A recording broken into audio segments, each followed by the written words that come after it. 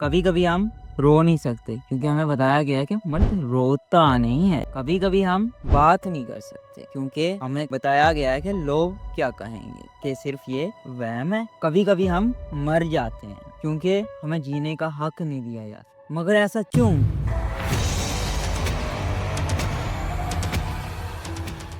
Mental health सुनने में एक सादा सा लफ्ज है, मगर हम इसे समझने में हमेशा गलती करते हैं।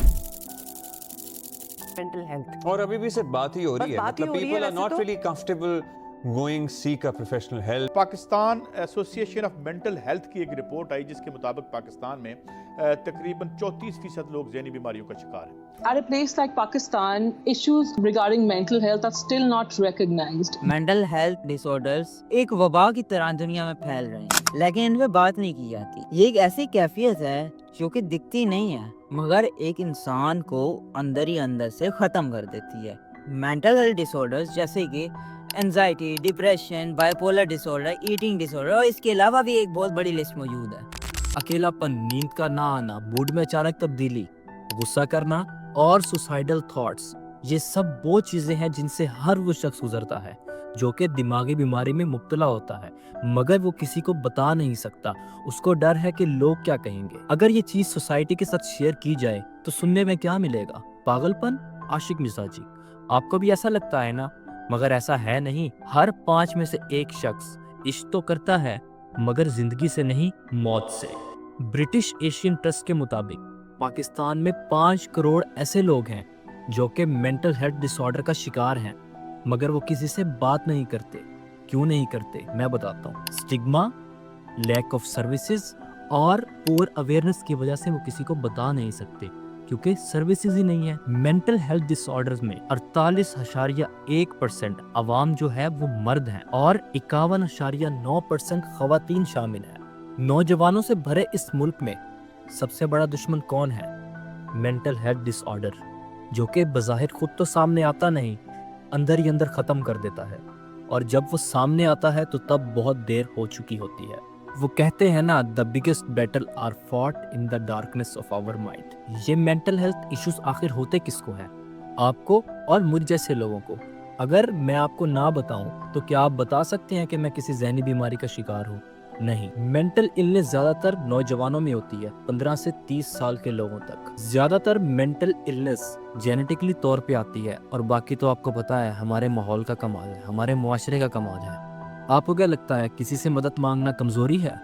ऐसा बिल्कुल नहीं है। मदद मांगना कमजोरी नहीं, बहादुरी है। चार्ली मैक्सी ने अपनी किताब the boy, the mole, the fox and the horse में इस बात को बहुत ही खूबसूरत तरीके से बयान किया है। लड़का घोड़े से पूछता है कि आज तक तुमने सबसे ज्यादा बहादुरी वाली चीज क्या की है? घोड़ा लड़के को जवाब क्या देता है? मदद मांगना। लेकिन पाकिस्तान में ये चीज को स्टिग्मा के तौर पे लिया जाता है। लोग मरना तो पसंद करते हैं, मगर हॉस्पिटल जाना नहीं। लोग अपने रिश्तेदारों से ही शर्माते हैं कि वो क्या कहेंगे। जब एक इंसान को अपनी ज़हनी कैफियत खुद नहीं पता तो वो दूसरों को कैसे समझाएगा?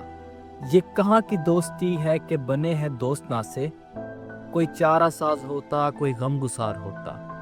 अगर कोई ज़हनी बीमार शख्स आपसे बात करे तो उसको ये ना कहे कि तुम गलत हो, बल्कि उसके चारा साज बने, उसकी बात सुने ताकि उसका गम कम हो सके, वो अपनी कैफियत आपको समझा सके। अगर वो अपनी कैफियत किसी को समझा ना पाया तो वो अंदर ही अंदर मरता रहेगा, और एक दिन ऐसा आएगा वो ख़त्म हो चुका होगा। इसका कसूरवार से वो नहीं होगा जो उस बीमारी से गुजर रहा है, इसके कसूरवार आप होंगे, मैं होऊंगा। क्यों? क्योंकि हमने उसकी बात को समझा नहीं, सुना नहीं, उसकी बात को अहमियत ही नहीं दी। हम लोग समझते रहे वो पागल है, इस वजह से हमने उसको चुप करवा दिया, मगर हमने उसकी बात नहीं सुनी, उसके चारासाज नहीं बने, गमगुसार नहीं बने। आप लोग डरते हैं कि अगर किसी को पता चल गया कि आपका बेटा या आपकी बेटी जहनी बीमारी का शिकार है तो वो क्या कहेंगे? वो समझेंगे कि वो तो पागल है, उसका आगे रिश्ता भी तो करना है, उसने आगे नौकरी भी तो तलाश करनी है, इस मुआशरे में ज़िंदगी भी तो बसर करनी है, ये तो उसके लिए मुश्किल हो जाएगा। लेकिन ऐसा है नहीं। इस चीज़ का हल तलाश किया जा सकता है सिर्फ बात करने से, मगर बात तो की जाती नहीं। क्यों? क्योंकि आवाम तो डरती है। हमें ये बात अपने जहन से निकालनी पड़ेगी कि ज़हनी बीमार शख्स पागल नहीं होता, वो भी एक नॉर्मल शख्स है। وہ بیمار ہیں جیسے آپ ہیں. آپ میں کو بھی دل کی بیماری ہے, آپ کو بھی بی پی ہے, آپ کو بھی شوگر کی بیماری ہے, آپ بھی تو دوائیاں لیتے ہیں. تو اس کے لیے کیوں نہیں, اس کو بات کرنے سے کیوں روکا جاتا ہے, اس کو ہاسپٹل لے کے جانے میں کیفی شرم. لوگوں کو چھوڑ دیں, لوگوں کا تو کام ہے صرف اور صرف باتیں کرنا. پاکستان کی 51.4% عوام کون ہے؟ مرد ہیں, جن کو بچپن سے صرف ایک چیز سکھائی جاتی ہے, اپنی فیلنگز کو دبا لو, ان کو سامنے نہ آنے دو. اگر مرد کسی کے سامنے رو دے تو کہا جاتا ہے مرد تو روتے ہی نہیں. میرا ایک سوال ہے, کیا مردوں کے پاس فیلنگ نہیں ہوتی؟ کیا ان کے پاس دل نہیں ہوتا؟ کیا ان کو رونا نہیں آ سکتا؟ اگر ہے تو انہیں اپنی فیلنگ شیئر کرنے کی آزادی کیوں نہیں دی جاتی؟ میں بتاتا ہوں اس بات کا جواب. ایک سمپل سی لائن ہے, لوگ کیا کہیں گے. اگر کوئی ہمت کر کے اپنے حالات بیان کر بھی دے تو اسے کہا جاتا ہے کہ یہ ایمان کی کمزوری ہے. اگر یہ ایمان کی کمزوری ہے تو آدھے سے زیادہ پاکستان کا ایمان ہی کمزور ہے. ہم اداس ہو سکتے ہیں, ہم تھک سکتے ہیں, لیکن یہ سوسائٹی ہمیں اداس ہونے نہیں دیتی. یہ سوسائٹی پرفیکشن مانگتی ہے. پرفیکشن کیسی پرفیکشن؟ اسٹڈی میں پرفیکشن, میرڈ لائف میں پرفیکشن, گھر میں پرفیکشن, آفس میں perfection, never ending expectations and constant comparison. مگر آپ کو یہ بتاتا چلوں کہ پرفیکشنسٹ ہونا بھی ایک بیماری ہے, ایک مینٹل ڈس آرڈر ہے. اگر ہم ایک چیز میں پورا اترنا چاہتے ہیں مگر اس میں پرفیکشن حاصل نہیں کر سکتے تو ہمیں ٹینشن ہوتی ہے, ہمیں ذہنی دباؤ ہوتا ہے, ہمیں دماغی بیماری ہو جاتی ہے, جسے پرفیکشنسٹ ہونے کی بیماری کہتے ہیں. رہ گئی بات پرفیکشنسٹ بننے کی, اگر ہم سوشل میڈیا پہ آ جائیں تو وہاں تو پرفیکشن ہی پرفیکشن چل رہی ہے. ایک ideal life style, ideal wife, ideal گھر اور بہترین گاڑی آپ کو ہر کسی کے پاس نظر آتی ہے, بھلے وہ رینٹ کی ہو, لیکن ہمیں اندر ہی اندر سے کھوکھلا کرتی چلی جاتی ہے, ہمیں احساس کمتری میں مبتلا کر دیتی ہے.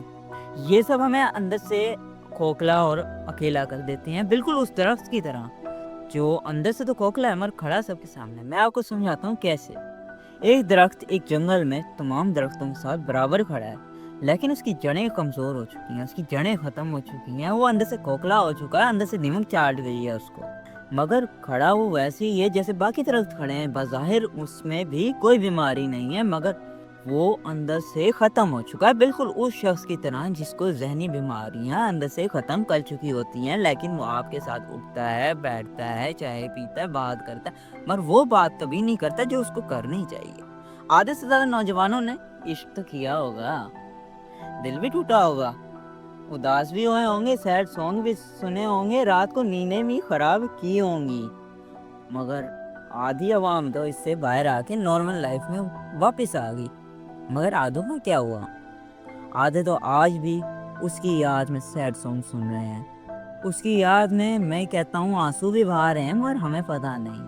اس کی یاد میں وہ ذہنی بیمار ہوتے چلے جاتے ہیں, انہی پرانے لمحات کو یاد کرتے کرتے, اور اس اداسی سے فرار اختیار کرنے کے لیے وہ نشے کا استعمال کرتے ہیں. مگر نشہ ہے کیا, اس پہ ہم پھر بات کریں گے. ابھی آتے ہیں ٹاپک پہ واپس. آپ ایک ڈگری کر رہے ہیں, آپ نے سوچا کہ ایکسپیرینس کے لیے کچھ انٹرنشپ ہی کر لی جائے, پھر آپ الگ الگ کمپنیز میں اپلائی کرتے ہیں مگر آپ کو انٹرنشپ نہیں ملتی, گرین سگنل نہیں ملتا. پھر آپ سوچتے ہیں کہ انٹرنشپ تو مل نہیں رہی, نوکری کیسے ملے گی؟ پھر آپ کیریئر کی ٹینشن لینا سٹارٹ کرتے ہیں, کیریئر پریشر بلڈ ہونا شروع ہو جاتا ہے.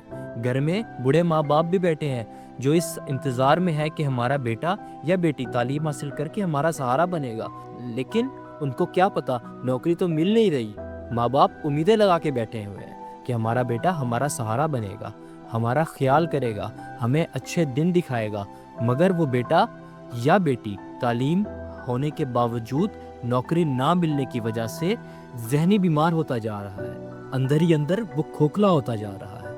مگر نوکری آخر ملتی کیوں نہیں؟ لوگ تو تعلیم یافتہ ہوتے ہیں, آپ میں تعلیم تو حاصل کرتے ہیں لیکن ہمیں نوکری نہیں ملتی. چھوڑیں اس بات کو, یہ ایک الگ موضوع ہے, پھر کبھی بات کریں گے اس پر. ابھی ہم مینٹل ہیلتھ پہ ہی واپس آتے ہیں. پاگل یا نفسیاتی, آپ اور میں بھی کہتے ہوں گے, ایسے بہت سے لوگوں کو جو اپنی ذہنی کیفیت بیان کرنے کی کوشش کرتے ہیں, اس وجہ سے وہ لوگ ڈرتے ہیں اور کسی کو بتاتے ہی نہیں اور اندر ہی اندر ختم ہوتے جاتے ہیں. جس طرح دنیا ترقی کر رہی ہے اسی طرح ذہنی بیماریوں کا علاج بھی ترقی کر رہا ہے. بہت سے NGOs اور کیمپین اس بات پر زور دے رہی ہیں کہ مینٹل ہیلتھ کا علاج کیا جا سکے۔ پاکستان میں آج بھی مینٹل ہیلتھ پہ بات کرنے والے لوگ بہت کم ہیں، اس لیے علاج اور بات کرنے پر زیادہ زور ہی نہیں دیا جاتا۔ ارے بھائی، یہ بس تمہارا وہم ہے، بس خوش رہا کرو۔ جب بات مینٹل ہیلتھ کی ہو تو بہت الگ الگ اور عجیب عجیب مشورے سننے کو ملتے ہیں۔ عام لوگ ہی نہیں، ڈاکٹر بھی ایسے مشورے دیتے ہیں کہ اپنا عقیدہ درست کرو، نماز پڑھا کرو، یہ تمہارے ایمان کی کمزوری ہے۔ اور کبھی نماز پڑھنے کا کہا جاتا ہے، کبھی کردار کی کمزوری اور گناہوں کا احساس دلایا جاتا ہے۔ لیکن ذرا رکیں، اگر کسی کی ٹانگ ٹوٹ جائے تو کیا تب بھی اس کو مشورے دیں گے یا اس کا علاج کریں گے؟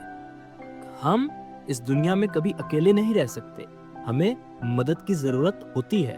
کوئی بھی انسان پرفیکٹ نہیں ہوتا۔ اپنی مینٹل ہیلتھ کو پہچاننا ضروری ہے۔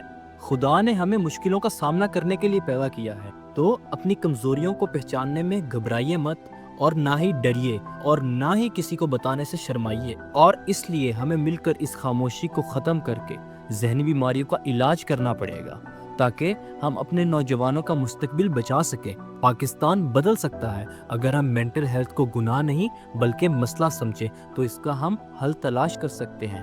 میں ہوں اذان اور یہ ہے ادراک۔ اور اگر آپ یا آپ کے آس پاس کوئی ذہنی بیماریوں کا شکار ہے تو یاد رکھیں، آپ اکیلے نہیں، مدد موجود ہے، اور جینے کا حق سب کو ہے۔